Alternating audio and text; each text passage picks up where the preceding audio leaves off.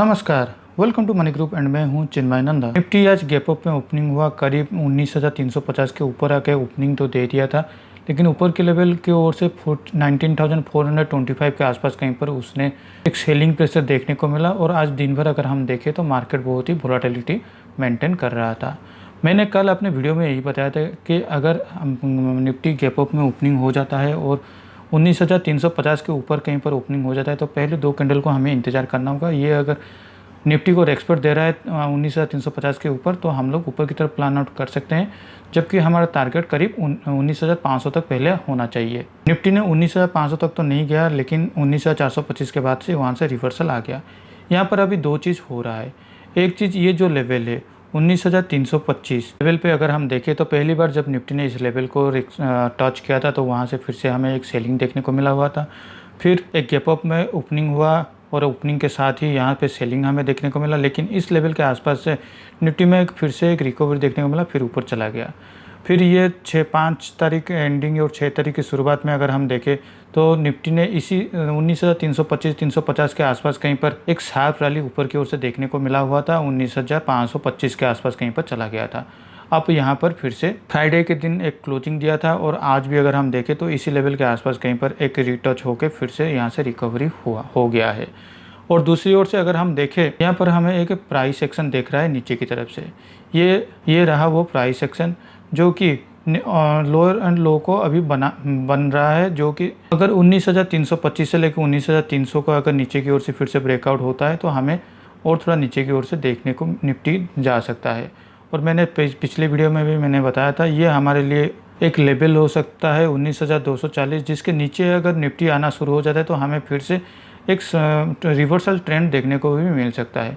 तो ऐसे सिचुएशन में कल हम क्या कर सकते हैं कि अगर हम निफ्टी का अभी अगर मूवमेंट देखते हैं तो ये इस डेट पे एक रिकॉन्सिलेशन फेज में चला गया था।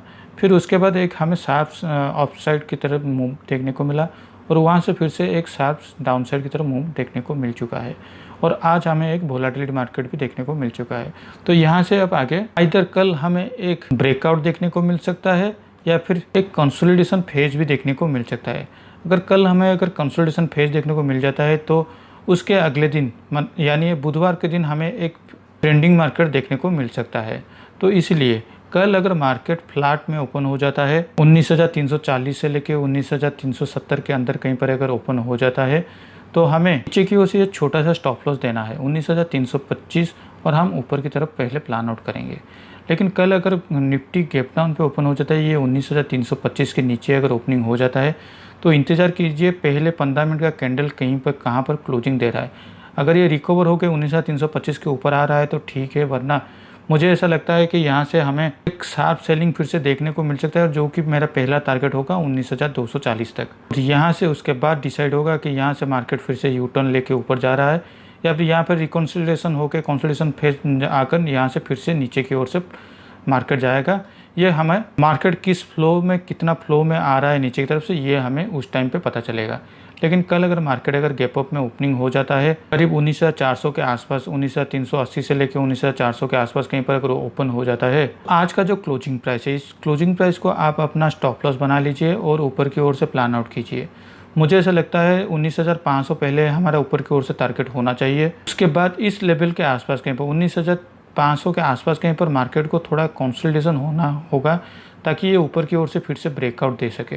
तो चलिए अब देख लेते हैं हमारे बैंक निफ्टी की ओर। बैंक निफ्टी भी सिमिलरली गैप अप में ओपनिंग हुआ, लेकिन निफ्टी की तरह बैंक निफ्टी आज नेगेटिव में जाकर क्लोजिंग दे दिया है।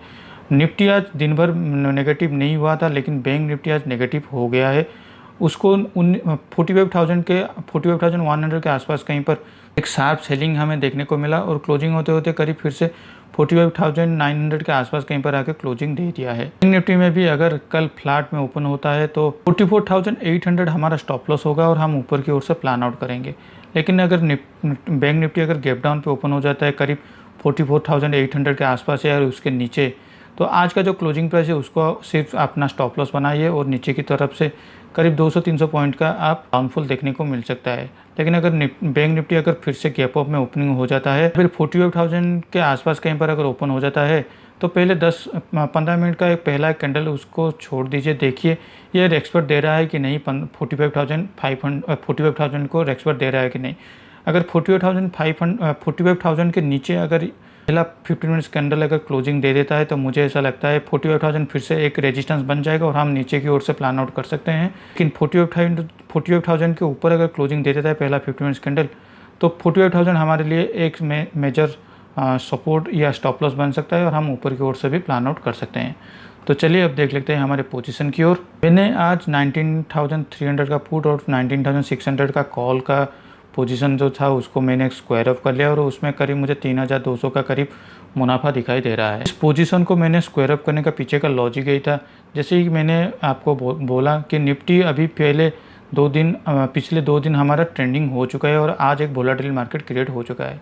तो अब ज़्यादा percentage of chances of probability बढ़ जाता है कि मार्केट कल एक कंसोलिडेशन फेज में जा सकता है या फिर एक ट्रेंडिंग हो सकता है। तो अगर ट्रेंडिंग होता है तो मार्केट में ज़रूर इंडिया वीक्स बढ़ेगा तो मेरा पोजीशन में जो भी अभी तक प्रॉफिट हो रहा है उसको लॉस होगा। तो इसलिए मैंने आज ये पोजीशन को स्क्वायर अप कर चुका हूँ, लेकिन मैंने आउट ऑफ द मनी का जो हेजिंग पोजीशन है उसको कैरी फॉरवर्ड कर रहा हूँ।